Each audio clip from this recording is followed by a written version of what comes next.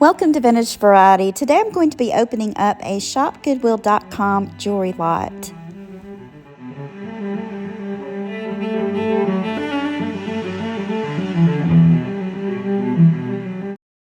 This is a jewelry lot that I managed to purchase off of shopgoodwill.com. Now, I have bought from them in the past, but it's not something that I do on a regular basis. Maybe a couple of times a year I will see something on there and decide to bid on it. Usually if I bid, it's on the small lots. I've never won a large lot simply because they go way too high and I can't afford it. It doesn't fit into my budget. But occasionally I will run across a small lot, bid on it, and win, and that was the case with this lot. I was browsing on their site and just so happened to see this, and it was close to time for it to end. So I put a bid in on it, and amazingly I won.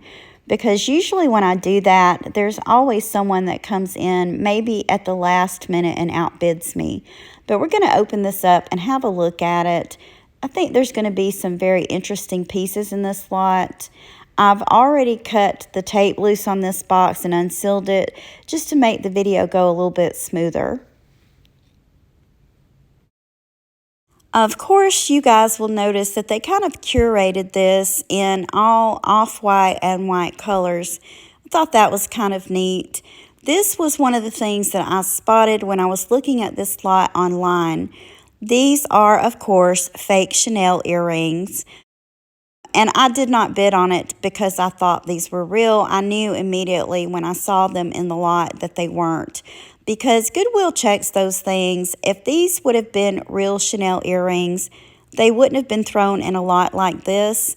Goodwill would have put them up and listed them separately and got a whole lot of money for them, a lot more than I paid for this lot. But I thought it was interesting. I thought, why not order this? I may do something else with these, repurpose them into some kind of a jewelry craft project. I will show you guys the back of them. A lot of times these fakes like this will have a Chanel, like a cartouche on the back of them, and these do not. Real Chanel will also have that, and there are some fakes that are really hard to tell. So you really have to do your homework when you run across pieces like this, because there are a lot of fakes. A lot of them are made over, I think, in China, Japan, places like that, and sold at really cheap prices, or sometimes even sold claiming to be the real thing. So these are not real. This is not an item that I would even attempt to resell because I would not want to mislead someone. I feel like even if I were to list these and list them as just costume earrings, that someone might get their hopes up.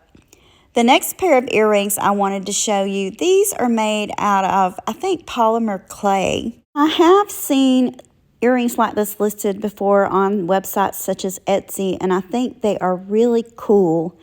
In fact, this is a pair that I would be more than willing to wear. I love the colors.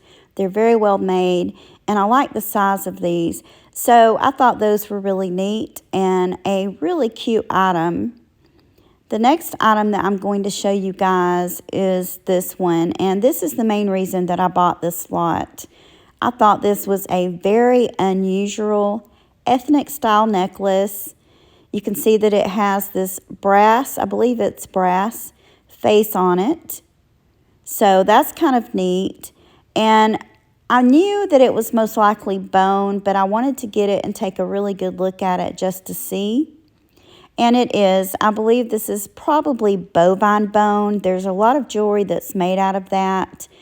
And if you look closely at pieces like this, and I'll try to zoom in and hopefully you guys can see, it'll be porous. You'll see these tiny little holes or kind of what looks like little pores in it. And when you see that, you know that it is not ivory, it is bone. That is a tip on how you can tell ivory from bone, just in case you're interested. But I thought this was really unique. I liked it. And, you know, this is a very cool statement piece. It kind of has that ethnic vibe and also an artisan vibe. Hopefully you guys can see this clearly. I'm trying to show you through the loop. You can see that this piece of jewelry is quite porous, but just a really neat piece. This was my main reason for purchasing this lot. Here is a look at this necklace on the form, and I really like this. You can tell now that it's on the form that it kind of has this long piece on the front. It's a relatively long necklace. I think this would look great worn with anything as just a simple statement piece. I find this piece very interesting, and I do plan to do some more research on it. I'd be interested in getting kind of an idea of where it was made and how old it is.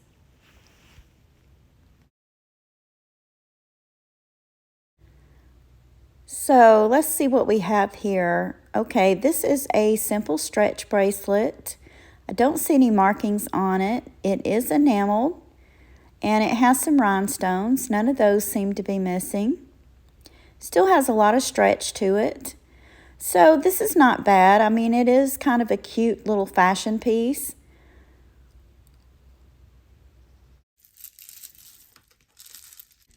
Another bracelet, and I really like this one. This is kind of what I like to call a cha-cha bracelet. I'm not sure if that's the right name for it or not, but I really like bracelets like this, and also necklaces. This has got some really pretty beads on it. We have some faux pearls, some silver beads, and some clear plastic ones. It has a marking on it. Let's see what that says. So this is by The Limited. It has a toggle clasp, and it's certainly more modern, but I really like the way it's put together. It kind of has a vintage style to it, so not bad at all. This is a necklace. It's a shell necklace. It has an older clasp on it. That's a barrel clasp. And this is really interesting. Look at the colors in this. Let me zoom in so you guys can get a better look. Look at the colors of these shells. At least I think it's shell. They're very thick, but I'm going to go with shell on this. I would just be really interested in knowing what kind of shell this is.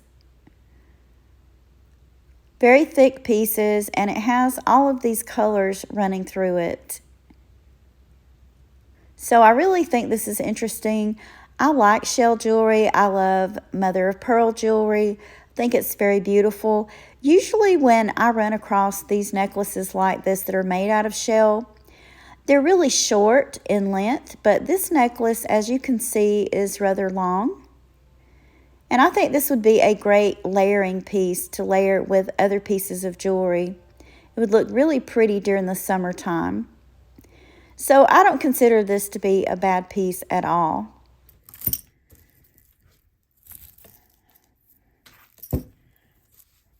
Another bracelet. This is also a more modern fashion piece. It's in really good condition. A little bit tangled. I do believe that the straps are made out of leather, and I think this is probably going to be one of those magnetic closures. Yep. I'm just not sure how this opens. I don't want to damage it by trying to force it open, but it doesn't seem one of the pull apart types. So I'm just going to leave that alone, but it's kind of cute. It does blend in and go well with the other pieces of jewelry that came in this lot. The only thing about magnetic jewelry is everything wants to stick to it. So this is a statement necklace. It looks as though the tassel has come off and someone just haphazardly put it back on. So that is something that I'll be able to fix. I'll be able to manipulate that a little bit, or maybe just take it off and straighten it up with my jewelry pliers. So this is howlite, and I don't see any markings on this anywhere. It's on a relatively long chain, and there's no closure on this chain. So this is just one of those types that you just pull over your neck. Not bad. I mean, it's cute. It would look really great with a sweater or even a dress. I did realize that this lot would probably be mostly fashion pieces, but I thought it was interesting and I would go ahead and order it. At least I have found one vintage piece. Now, this necklace does need a little bit of work done on it. You can see the centerpiece came out, but get a load of the tassel on this. It's made out of different types of fabric. There's some lace and some leopard print fabric, and then there's the beads. And the beads look like howlite. I don't know if they are, or maybe faux howlite is a thing. You guys, if you know, let me know in the comments. And then it has these sparkly beads that kind of have that leopard look. And that goes with the background of the pendant.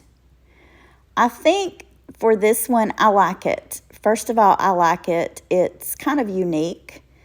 And I think I would take the tassel off of this. I'm not really liking the tassel. I think it would look better if I took the tassel off and maybe put a chain tassel on it or some kind of bead that matched the necklace or the pendant. You guys let me know what you think in the comments. Would you change it or leave it as it is? I just don't like the idea of the fabric tassel because over time that can get really dirty. So here is a look at this necklace on the form. I haven't glued the centerpiece back in yet, but it's staying. Anyhow, I've put this on the larger form so you guys can get a really good look at it. It is a relatively long necklace. I think this would look good with just about any kind of blouse, t-shirt, or even a sweater. I like it. I think it's really unique. I am going to repair the pendant part of it. I'm going to use some jewelry glue to glue that back in, and I am most likely going to do away with the tassel that's on it and replace it with something else or a different type of tassel. I feel like the tassel is just too big. It takes away from the necklace, and I don't really like the fabric type tassels on jewelry because over time they get dirty and you either have to change it, remove it, or just throw the piece of jewelry away. And the last item that was in this lot are these earrings. They are in very good condition. They're fashion earrings. This looks like some kind of resin maybe, made to look like stone.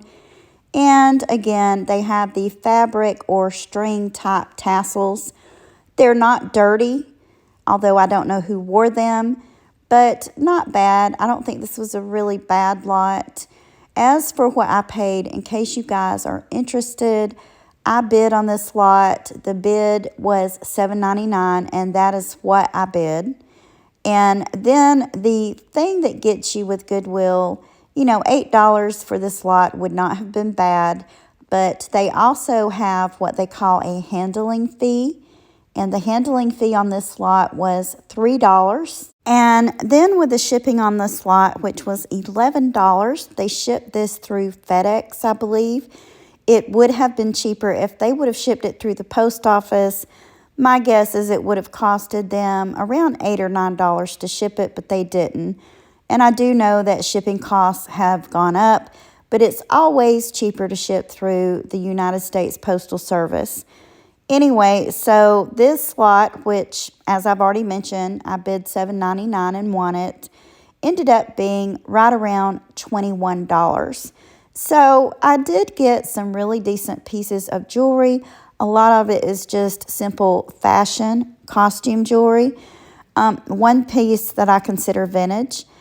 But, you know, $21, not too bad for this lot. You guys let me know what you think in the comments. Were there any pieces that you liked? And if so, which piece was your favorite? And do you think that this lot was a reasonable price or that I overpaid? I want to thank you for taking time out of your day to share these items with me. If you haven't already, please give me a thumbs up, subscribe, and ring the bell for notifications on more content about collecting vintage and antique items. Thank you again for watching, and I hope you all have a wonderful day.